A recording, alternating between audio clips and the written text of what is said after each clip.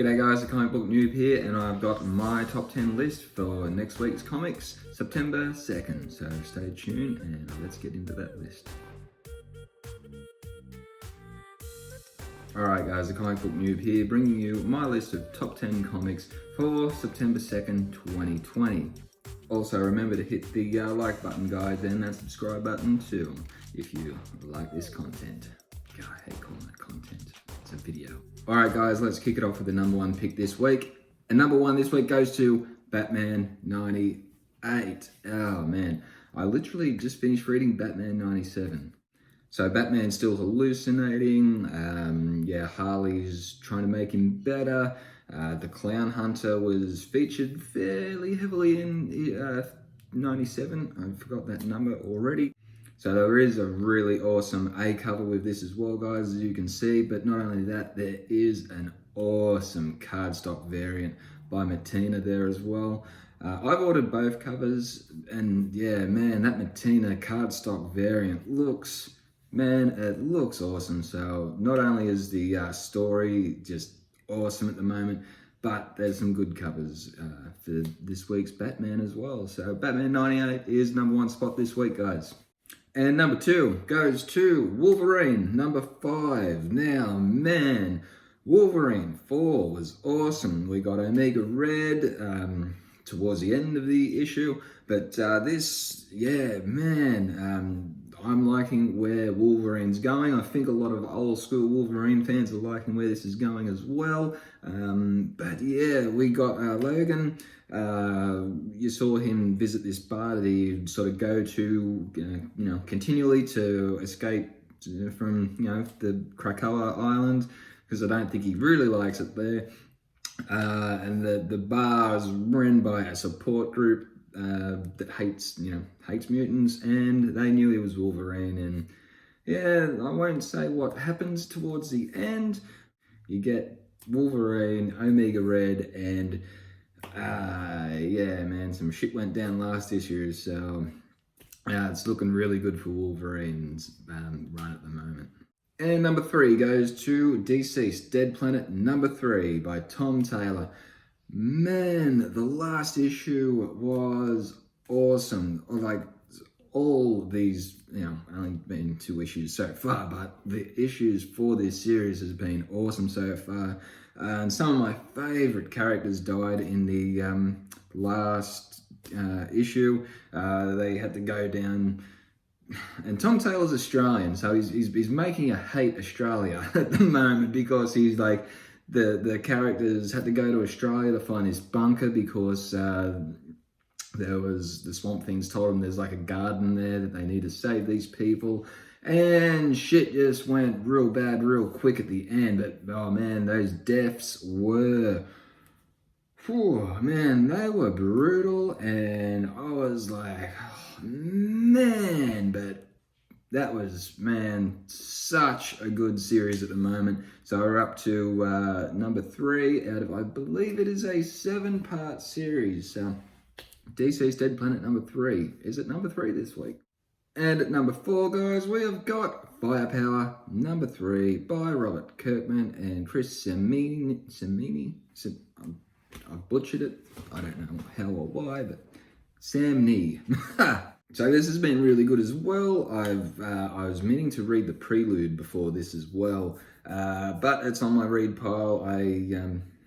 I'll probably get to it tomorrow, hopefully. But man, this has also been such a good read for such few issues and so early on in the series. And now we start seeing who is sending these ninjas to Owen. So it's looking really good.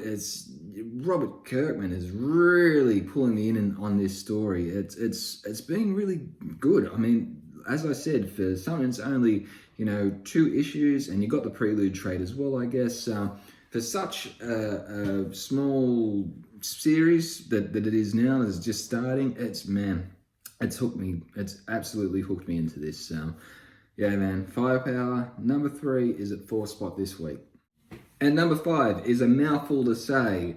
We Only Find Them When They're Dead number 1 by Al Ewing and Simone Di Meo.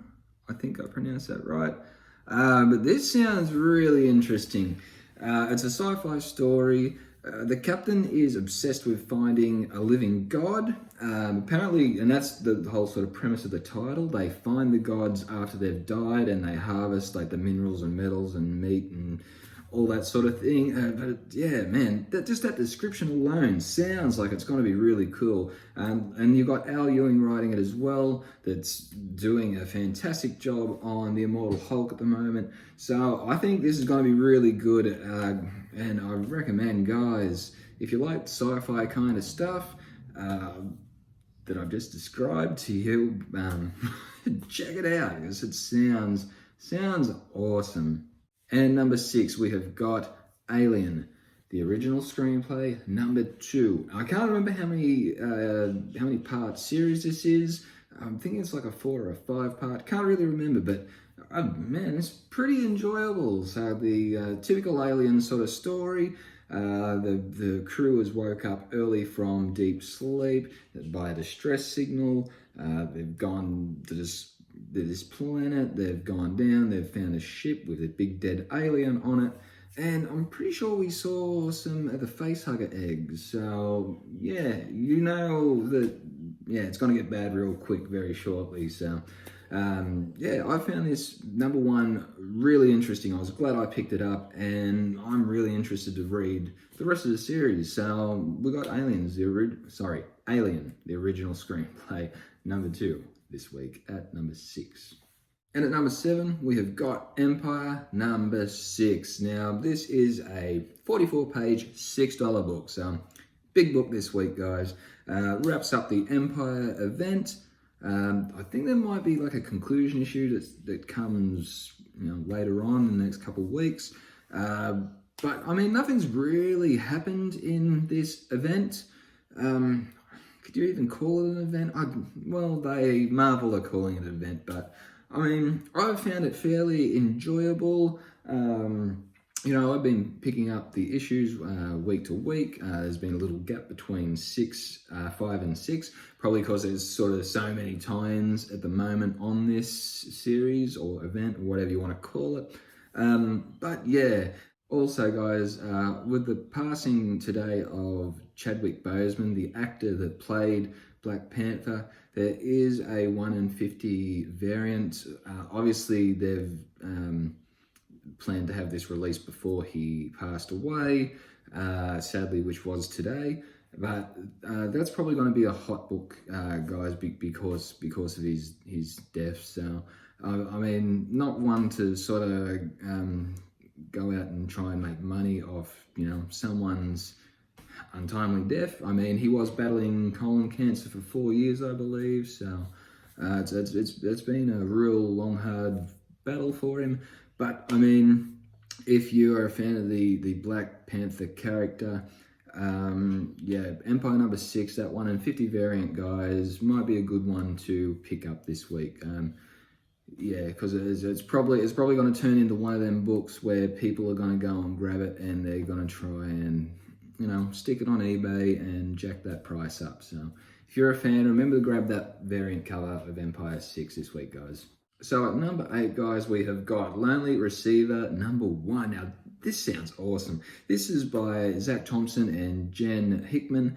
It just sounds like a really good, interesting read. Now, the main character buys like an AI partner. It's supposed to like bond with you like immediately or bond to you for life.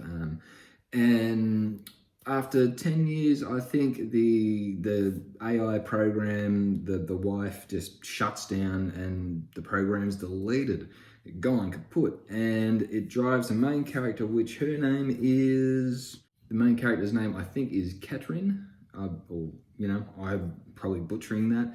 But it drives her, like, because of the loss of this AI partner, drives her to insanity. So it sounds like it's going to be a really cool, really interesting, really good read. So Lonely Receiver number 1 at number 8 this week, guys. And at number 9 from AWA Studios, we've got Grendel Kentucky number 1. This also sounds really interesting, guys. Like a lot of the number ones that are coming out this week, there's a lot of number ones that are sounding really, really interesting. That, you know, to the point that I want to pick them up. And hopefully I get to pick them all up. If not, oh well. So this is kind of like a story. Monster lives in this abandoned coal mine. The people that live in the town have to, you know, make this human sacrifice every season. They grow these big crops of weed, and that's like the money-making, you know, harvest for the town. An elder breaks the rules, or the pact, or whatever, and now like the prodigal daughter has to return to the town to save it with an all-female biker gang. Sounds kind of cool. Jeff McComsey and Tommy Lee Edwards are the creative team on this. I'm interested to check it out. I'm not sure if my store is getting it this week, but yeah, I mean, if they do, might pick it up. If not, yeah, I don't think I ordered it this week, but hopefully, yeah, I can still get my hands on a copy later on down the track. If not, that's my fault and my problem. But yeah, Grendel Kentucky, number 1 is at number 9 spot this week, guys. And at number 10, we've got Bitterroot, number 10, because they just fit in so well. Man, this, I've heard a lot of good things. I believe there's a trade coming out that collects issues 6 to 10, and there's summer special number 1 in October.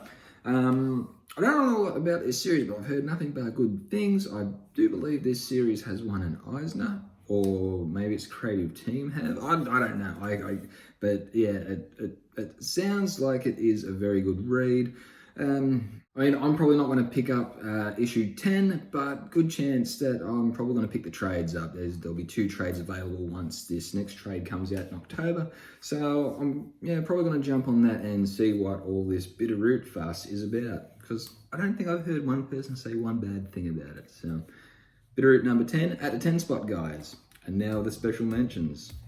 From DC, we have got Strange Adventures number 5. Batman The Adventure Continues, number 4. Hellblazer Rise and Fall, number 1. And from Marvel, we have got Cable, number 4. New Mutants 12. And from Image, we have got Monstrous number 30. Moonshine number 20. Ascender 12. And from Dynamite, we have got Red Sonja 19.